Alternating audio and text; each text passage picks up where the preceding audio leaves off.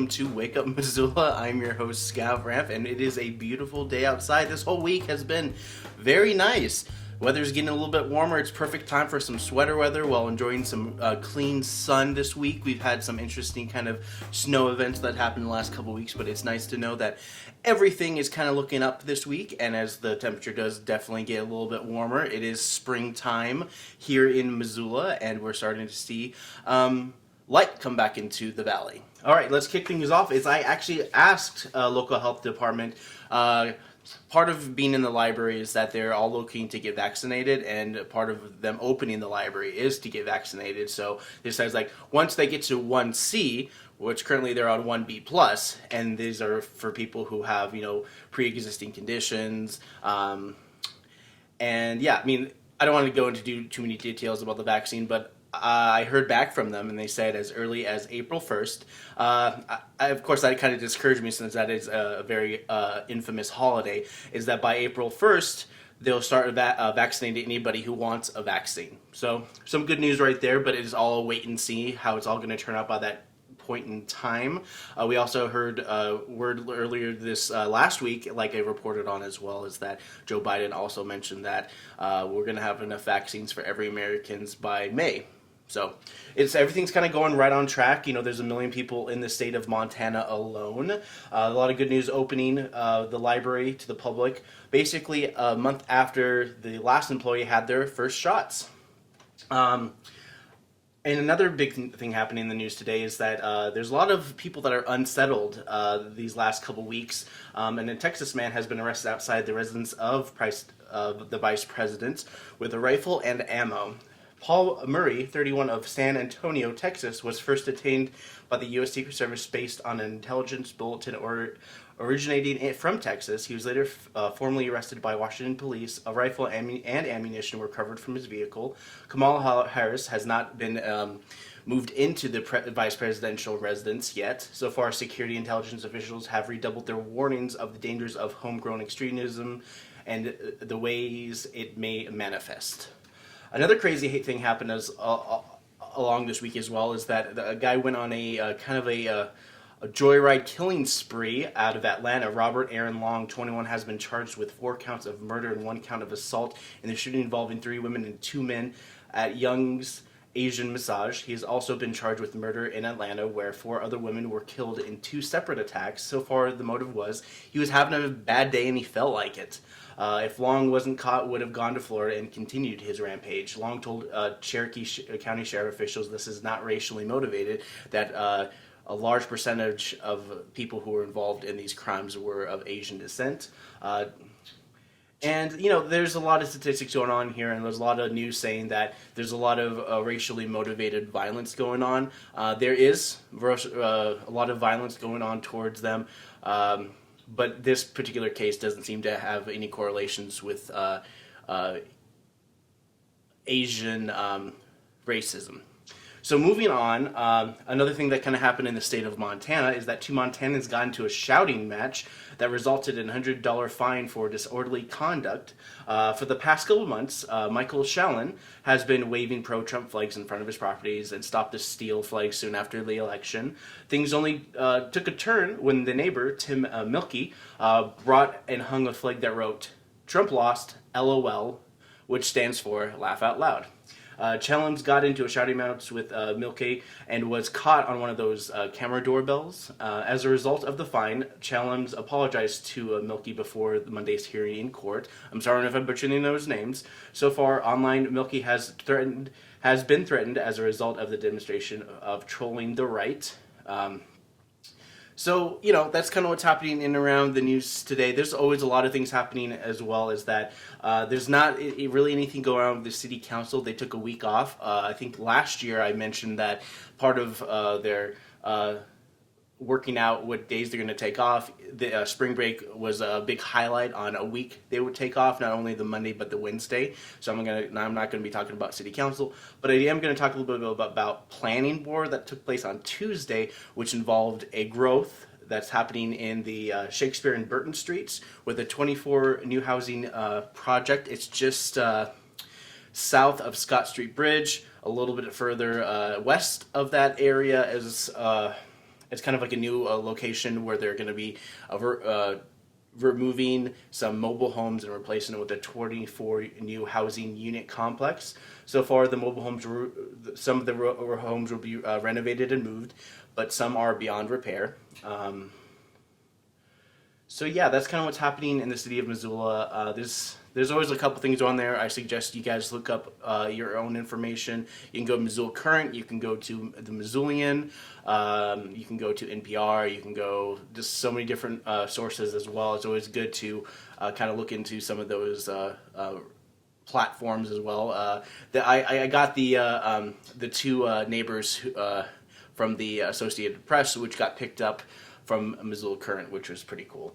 All right, so right now we have a show that's coming up this Saturday as well. I'll talk a little bit more about it, but like I've been doing the last couple weeks, is showing a little clip from our Saturday streams. Here is Canta Brazil. So this one is a bossa nova written by Tom Jobim, as expected. We sing quite a bit of music by Tom Jobim. And so the lyrics say, look to the sky with its thousands of stars and infinite light. If the sky is enormous, then my love for you is even greater. Olha pro céu.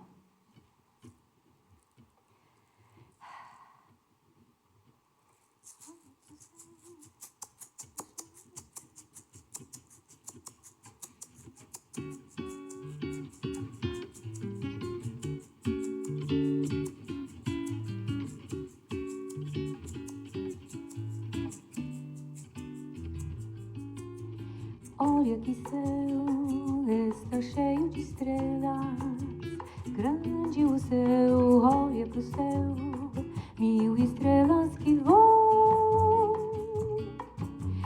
Olha pra mim, que sozinho vou também, que não pedi pra sofrer e não pedi pra gostar de você. Olha pro céu, uma estrela que cai, piscando azul, grande o céu, abismo de luz. Se grande o céu, maior é meu amor. E vejo o céu infinito que existe em teus olhos.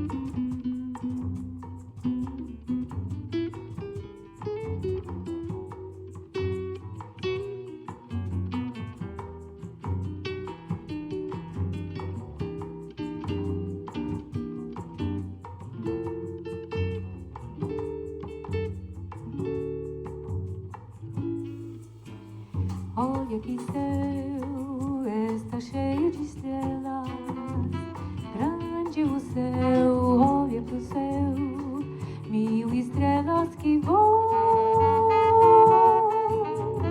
Olha pra mim, que sozinho vou também, que não pedi pra sofrer e não pedi pra gostar de você. Olha pro céu, uma estrela que cai, riscando azul, grande o céu, abismo de luz. Se grande o céu, maior é meu amor. E vejo o céu infinito que existe em teus olhos. E vejo o céu infinito que existe em teus olhos.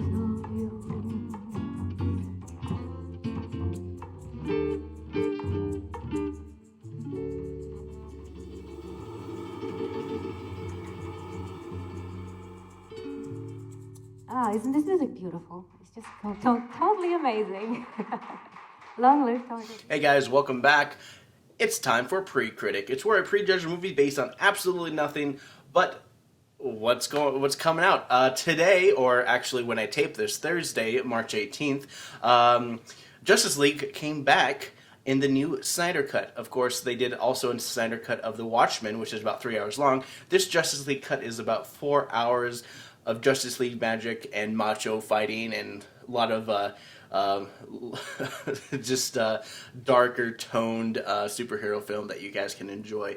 But I'm not talking about that movie. I'm talking about some new movies that are coming out. We're kicking these off with a Benedict Cumberbatch in this thriller-type movie where he plays a courier in The Courier. Let me guess.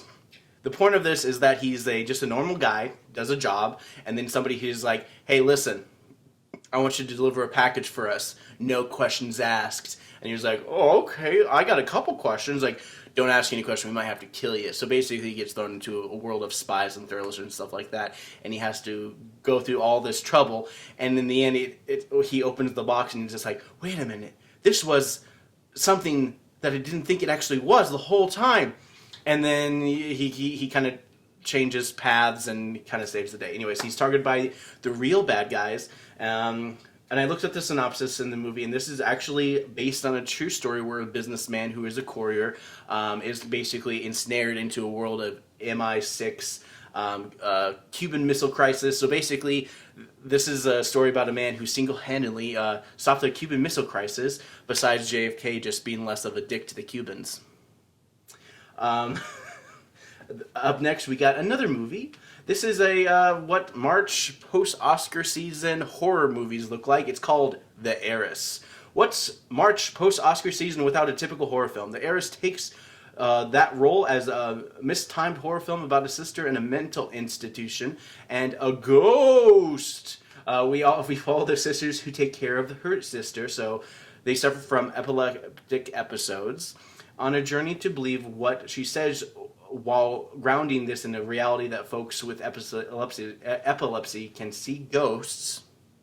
Anyways, watch a film that tackles this, whether it's real or in somebody's head. I don't mean this in a cruel way, but what this movie implies is that people with mental illnesses are more in tune. I don't know. Anyways, I don't want to get into it. This is basically a movie which kind of goes deep into that dive where somebody who has some kind of deficiency, turns out that this deficiency is the reason why she sees these ghosts and blah, blah, blah. But it's too late by the time the sister without the disease realizes that the sister with the disease is not crazy. But what she learns about her bond with her sister is deeper than the mind. It's in the heart. And everyone learns a lesson, and then there's probably like a horror scare at the end, because if this is going to be a horror movie that's coming out like in March, you don't expect too much. City of Lies.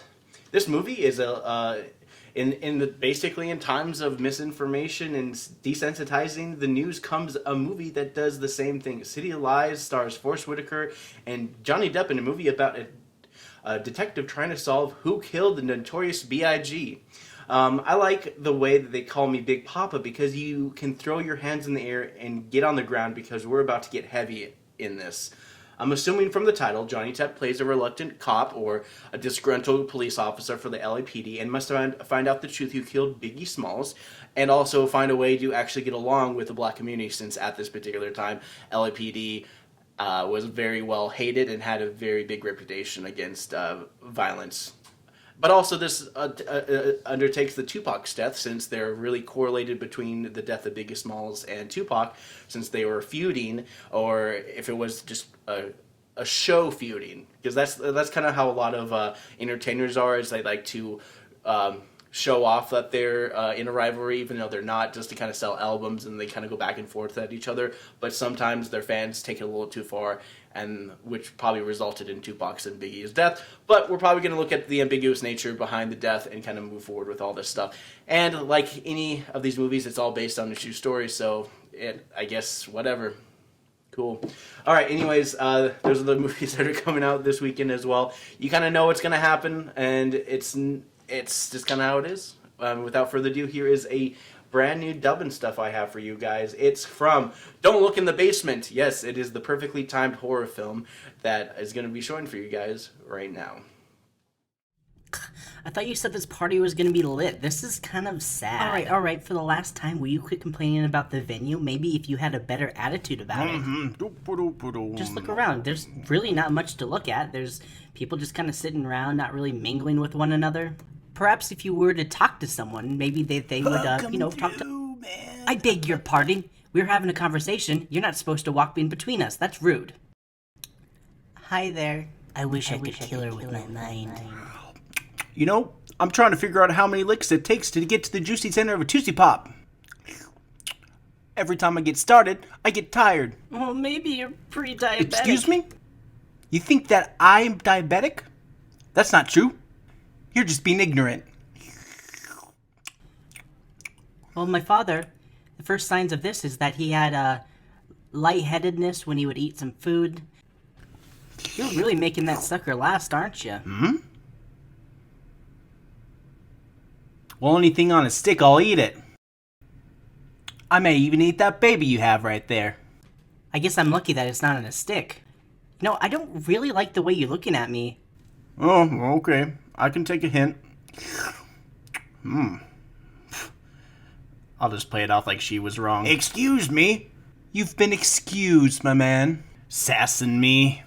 They don't cheat sass in the army, but they do get rid of it. Say, tell me, how's the party going on? Oh yeah, man, nothing here. Just a bunch of teenagers with kids, and then their kids kind of hang out in the party while, us adults are trying to enjoy each other's company. Well, this is less of a party, more of like a family barbecue. Sometimes you just gotta read the room. It's not that hard to understand that, yeah, whatever you gotta say. But honestly, this was false advertising. I mean, no piñatas. What can I say? It's just the way it is. See ya. Man, at least you got the luxury of being able to leave whenever you want. I have to be here. Don't you understand that? More than you know.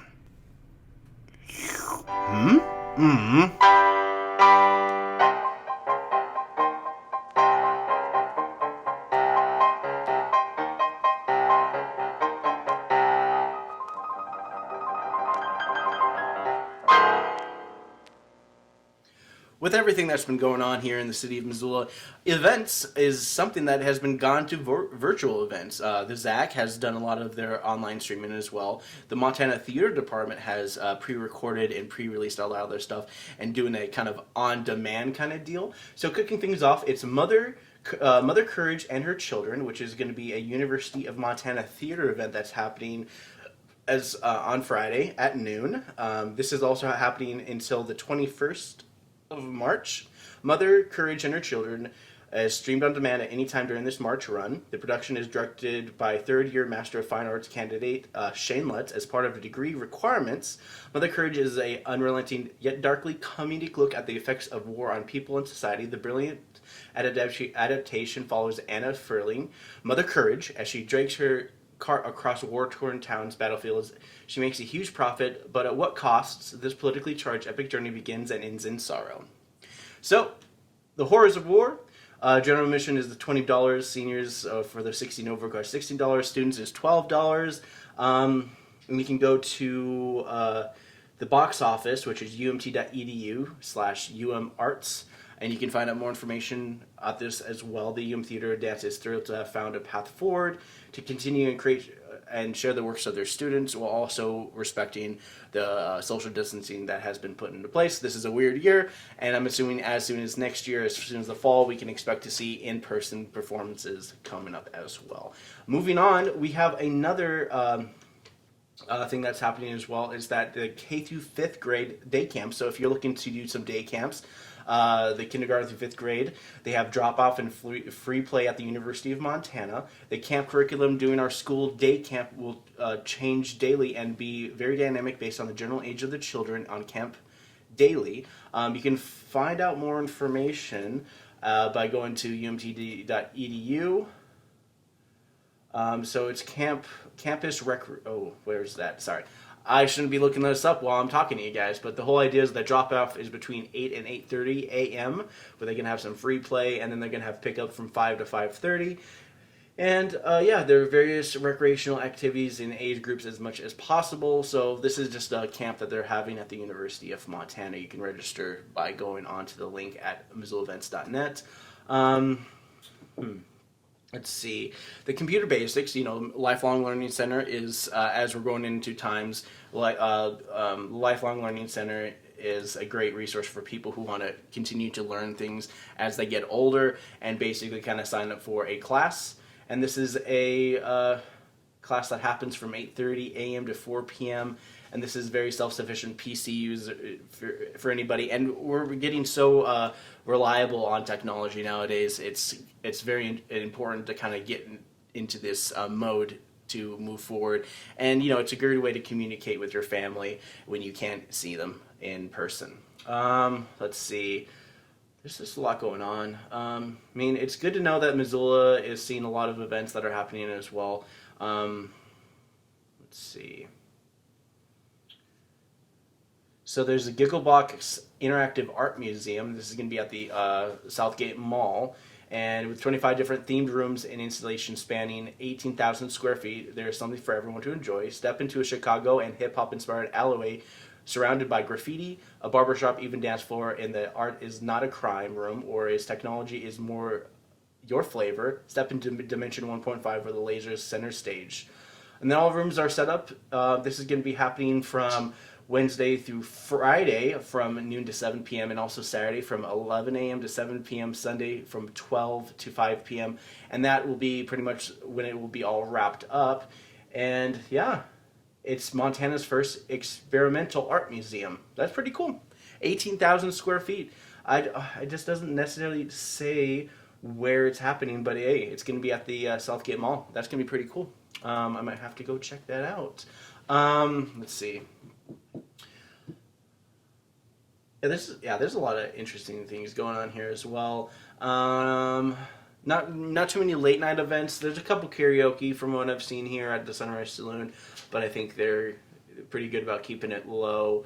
Let's see. Yes, the Southgate Mall. There's the Missoula Valley Winter Market. They usually have been doing that at the old Lucky's. Indoor farmers market with over 50 vendors and products ranging from local food and farms to go to handmade crafts. The market operates every Saturday from November 14th to April 17th, and that's usually when they transition to doing the outdoor market coming in late April, early May. So the winter market has been a good source for people who sell a lot of their goods. Mostly knickknacks, but I've seen a lot of baked goods and whatnot there as well. You got the Orchard Homes Farmers Market, which is behind the Natural Grocers. It's in that red barn area. That's the Orchard Homes Farmers Market that they do. You guys can check that out. That's usually about 9 to 1 p.m., usually early morning, and they close out early afternoon. Let's see.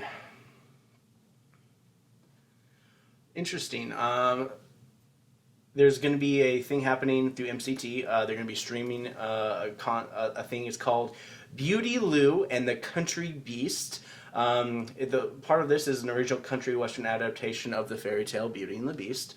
And at a local county fair, a young beautiful Lou is upset by the ungrateful behavior of a minor who has won the blue ribbon for his beautiful roses. She calls him a beast and wishes that he would look like one. 2 years later, when in danger of losing the family farm, the Beauty Lou agrees to befriend the beast to save her family and learn lessons along the way. And I believe you can go to mctinc.org and they'll reroute you to rent this video, and you can rent it as soon as March 20th, or you can view it from March 20th up until June 1st, so you have a kind of like a hold on it. And it's a 48-hour rental, so it's interesting how a lot of these places are going to be able to do a lot of streaming online as well. But I don't want to get too much into this. There's always a couple things happening as well. Like I said, Saturday is doing the ZAC, and I should probably look that up. I probably should have looked it up before I came back to you guys, but I just wanted to talk a little bit more about the show that's happening, and it's happening on Saturday, March 20th, is this staged reading, a new play by Jay Buchanan. So we're going to see a show called Sold Out. Let's get a little background on this. The stage reading, a new play, is a 26th performance of our series social distancing sessions. It's a comedy, local playwrights, like I said, Jay Buchanan. Join sweet 20-somethings Jack and Diane on a particularly awkward first date. Diane's father keeps pestering her. The waitress won't stop flirting with Jack. And apparently the chef has gone missing. There's really not much to say. I'm just kind of vamping right now. But yeah, that pretty much does it for my morning show. I do hope to throw in the latest update to from the Missoula County Health Department. But if I don't get it to you, this is how I'm going to wrap up my show. So for Wake Up Missoula, I'm Scott Ramp. I hope you guys have a wonderful weekend. Check out some of the farmers market stuff. Check out some of the theater stuff that's happening this weekend via virtual tickets and more. But yeah, it's been a pretty light week with City Council. I'll be sure to have a more full show next week for you guys. And for Wake Up Missoula, I'm Scott Ramp.